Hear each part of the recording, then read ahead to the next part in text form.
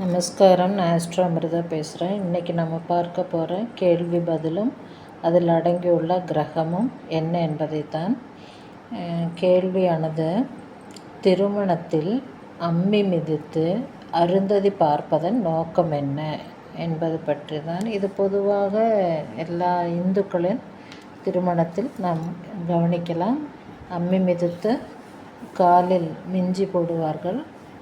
அப்படி அம்மி மிதித்து மிஞ்சி போடும்போது அருந்ததியும் பார்க்க சொல்வார்கள். அதை எவ்வாறு கேள்வியாக கேட்டிருக்கிறார்கள் என்றால், திருமணத்தில் அம்மி மிதித்து அருந்ததி பார்ப்பதன் நோக்கம் என்ன என்பதை பற்றி தான். இதில் அடங்கியிருக்கும் கிரகத்தை பார்ப்போம்.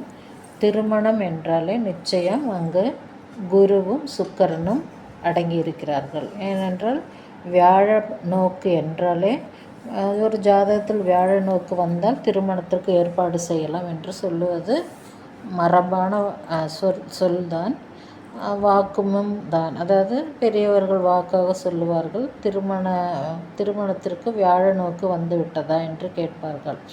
எனவே வியாழ பகவானுடைய பார்வை இருக்கும் பொழுது நிச்சயம் திருமணத்திற்கான காரியங்களை ஏற்பாடாக செய்யலாம். அதே போல் திருமணத்தில் சுகமான ஒரு விழாவாக நடக்கக்கூடிய நிறைய நடவடிக்கைகளும் உண்டாகும். எனவே சுகம் என்றாலே அங்கு சுக்கிரனையும் குறிக்கும். எனவே திருமணம் என்ற சொல்லில் குரு கிரகமும் சுக்கிர கிரகமும் அடங்கியிருக்கிறது.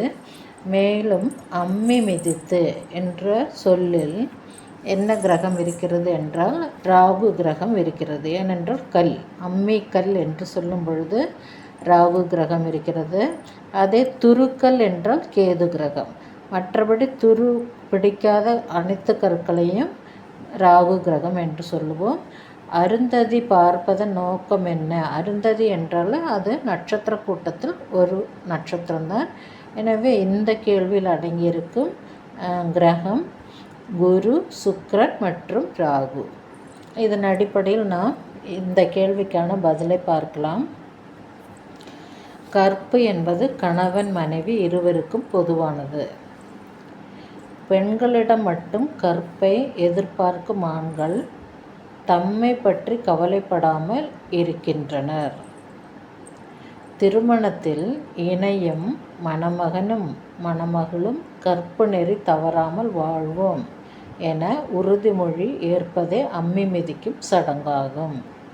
அதாவது ஆணும் பெண்ணும் திருமணத்தை செய்து கொள்ள ஆணும் பெண்ணும் இருவரும் வாழ்க்கையில் வரும் இன்பத் துன்பத்தை ஒன்றாகவே பார்த்து ஒன்றாகவே அனுபவிப்போம் என்ற சத்தியத்தை செய்து வாழ்க்கையில் இணைவதே அம்மி மிதிப்பதன் பொருளாகும். மேலும் அருந்ததி வசிஷ்டர் இருவரும் கற்பு நெறி தவறாமல் வாழ்ந்தவர்கள். அதாவது அருந்ததியின் கணவர் வசிஷ்டர், இவர் இருவருமே அன்றைய காலத்தில், அதாவது பழமையான காலத்தில் இவர்கள் ஒருவருக்கொருவர் நல்ல ஒரு புரிதல் தன்மையோடு வாழ்ந்த தம்பதியர்கள். வானில் ஒளி வீசும் நட்சத்திரமாக இந்த அருந்ததி இருக்கிறது. அருந்ததி என்ற நட்சத்திரம் இருக்கிறது. மேலும் அருந்ததியை வணங்கி ஆசி பெறுவதற்காகவும் இது செய்யப்படுகிறது. அதாவது பெரியவர்கள், இப்போ நாம் முன்னோர்கள் எல்லாம் நல்ல விதத்தில் வாழ்ந்து முடித்தவர்களை நாம் வணங்கிவிட்டு நம்முடைய வாழ்க்கை தொடங்கும் பொழுது நிச்சயம் அவர்களுடைய ஆசியும் இருக்கும். எனவே தான் அம்மி மிதித்து அருந்ததி பார்த்து திருமணத்தில் வேண்டிய சடங்குகள் செய்கிறார்கள் என்றால் அருந்ததி அதேபோல் வசிஷ்டர் இருவரின் ஆசையை பெற்று வாழ்க்கையில் ஆணும் சரி பெண்ணும் சரி இணைந்து வாழ்வதும் அதேபோல் வாழ்ந்து காட்டுவதும் அவர்களுடைய வாழ்க்கைக்கு வெற்றியை தரும் என்பதற்காகவே இந்த சடங்கை வைத்திருக்கிறார்கள். எனவே இந்த கேள்வியில் அடங்கியிருக்கும் பதிலையும் அதேபோல் கிரகத்தை நாம் பார்த்தோம். இந்த வீடியோ பிடித்திருந்தால் மற்றவருக்கு ஷேர் செய்வோம். அதேபோல் சப்ஸ்கிரைப் செய்ய மறக்க வேண்டாம். Bye from Astro Amrita.